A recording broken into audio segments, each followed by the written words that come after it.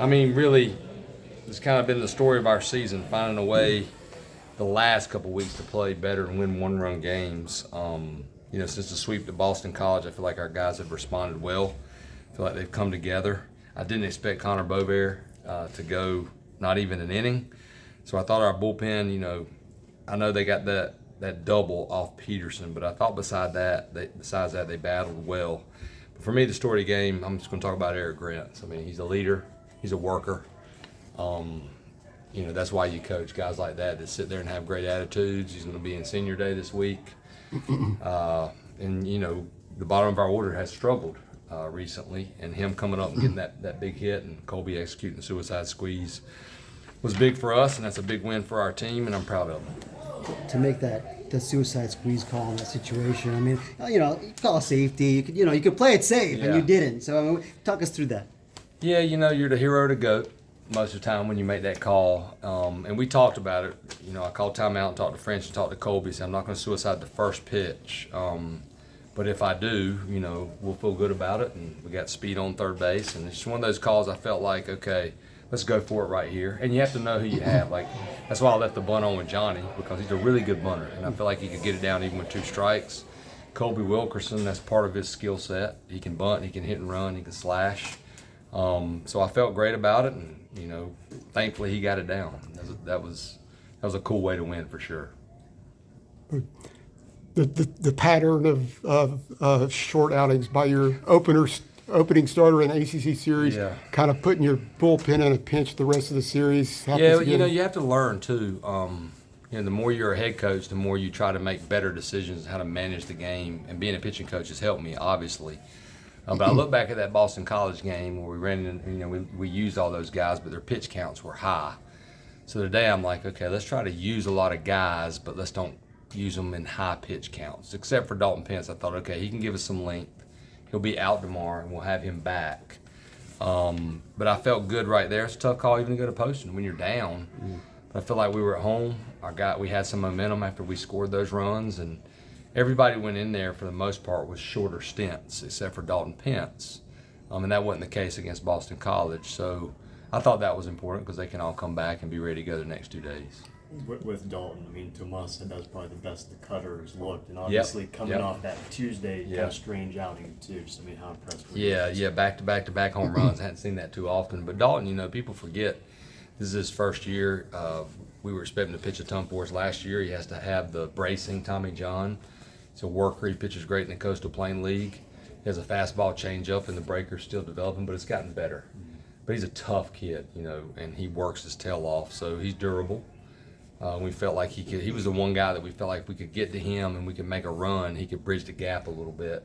And then we could go to an AC or might go to a Matty Mathias and then a Poston, because if our starters throw good, our bullpen's been throwing much better. You saw Peterson today. He's got electric stuff, but we also don't need to be throwing Peterson 50 pitches. But Bovair, you always look at the positive side of things, especially after a win. I mean, Bovair's been a dynamic reliever for us in the past. He threw 27 pitches, so I thought was telling the bullpen the next 2 days. And I think he'll respond well. And who are you thinking of starting tomorrow night? Carlson. Yeah, we're going to roll Carlson back out there. I feel like he's back with his confidence. Our guys believe in Carlson. At the end of the day, he's our guy. I mean, we can spin it any way we want to. I really believe that for us to get where we want to go, Max Carlson needs to pitch for us. He needs to start. He needs to go deep. I feel like we have a closer now on Matt Poston. So we had a plan today to only use Carlson if we absolutely had to at the end. And that's why I don't know if I've ever gone starter, TBA starter. But I didn't care. I mean, we want to do what's best for our team, and I'm excited to see how he does tomorrow. What kind of feeling did you have when you went to Grants for the pitch hit, or did you have a feeling because, he's been out for so long? Yeah, Berto is an awesome kid too, but he struggled. And you got to go by with your eyes. And it wasn't a good matchup for him. He's been struggling with fastballs that are 92 and above at the top of the zone. And Grants has had a history of being really good against left-handed pitching. And he started the season in our 3-hole. And we believe in him. We have just stuck with, Frick's catching. So it's who you're going to DH. And for him to go up there and do that, it's not surprising because of his work ethic, because I still think he's one of our best hitters. But if you're catching Frick, the DH is either Asuna, whoever, and but you're probably going to see him more in there now. When you do something like that, he'll probably be rolling out there tomorrow as a DH if I had to guess right now. He had a big hit in the tournament last season, right? He did, and the thing about Grants is we used him in that pitch hit situation against Miami, and unfortunately he grounded into a double play. But he's so strong, and when he finds the barrel, the ball is going to go. And we believe in him. Again, I'll say it, I would have put him back in that day against Stokely with that nasty lefty against Miami. It just didn't work out for us. But, that's big for us. We need some depth off the bench. And with Alvarez out with a hamate, we need another right-handed hitter, and that was big for Grants as well. I'm super excited for him. And the bad news you got from the NCAA earlier in the day? Yeah, it is what it is. You deal with it. I've been coaching long enough. I preach to our guys all the time. About 99% of life is dealing with what comes your way. We might as well not complain about it. We might as well not be negative about it. It is what it is. They made that decision. It's not like we can appeal it. So we'll just figure it out as we go along and deal with it. How many players are we talking about? Too many. I don't know the exact amount, but some of them weren't here today, and we'll spread it out among those 5 games. I believe it was what they told us. So I'll go to work on that tonight and go from there. So you don't want to specify who the guys are? No, there's no reason to do that. It just is what it is, and we'll if anything with this team, my hunch is it won't do anything but make these guys a little bit tougher and harder to play.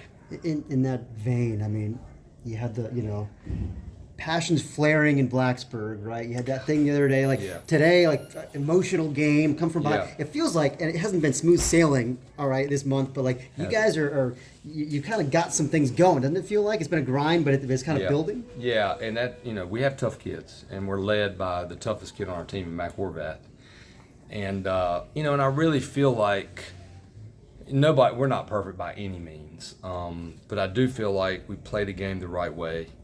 And unfortunately, the rules are the rules. But I believe our guys handled themselves with class, and we'll learn from this. But if anything, it'll just rally us and make us even closer. Yeah. You've touched on this before, but how do you carry this momentum of these one-run games kind of into the back half of the end of the season? It just makes you confident. When you're playing, that's a rival game. The next 2 games are sold out. It looked like it was almost sold out today. I told our guys before, this is why you coach. You don't get caught up. We've got guys that went through it last year. We were in way worse position going into Wake Forest with 2 weekends left. Well, I want to say we were 6 games under, maybe 7. I don't know what we were. We were just not in good shape. And they'd been through it, so I just told them, I was like, you guys use it. You've been through it, and but we did talk about for some reason we haven't been great at the Bosch, and usually we're great. But we've been really good on the road, so I want to take that load off of them and say, hey man, just post exams, you're in great shape, go for it, and just be aggressive, and what happens. On the suspensions, it's kind of interesting. You put 12:20 on there. You put the actual time. I don't know if you've seen the statement that you guys put out. I've seen it. Anyway, Yeah. was this a surprise? Were you guys expecting this news?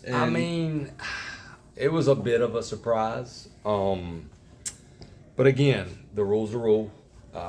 We respect that. And, complaining and being negative, it don't do you any good. And I met with our guys right before the pregame meal, said it is what it is.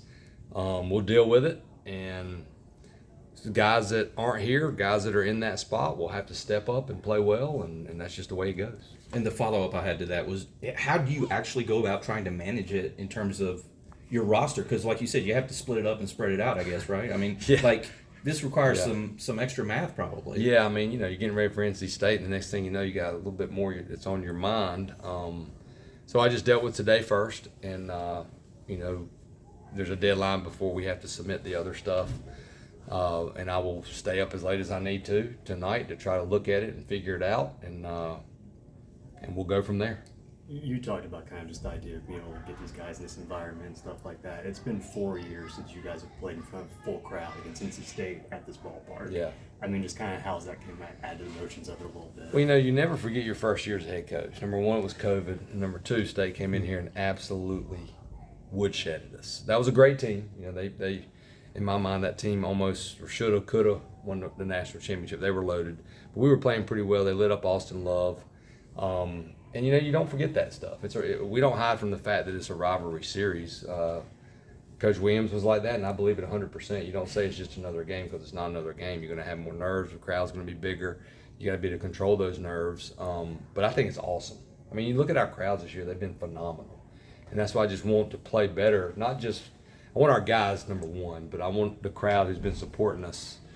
I want them to get excited about us winning, and sure enough, we found a way today when it didn't look too good to win that game. So I'm excited for our fans as well. They'll be back, and hopefully they'll be even louder in the next 2 days. Thanks, Coach. Thank you. Coach. All right, always good.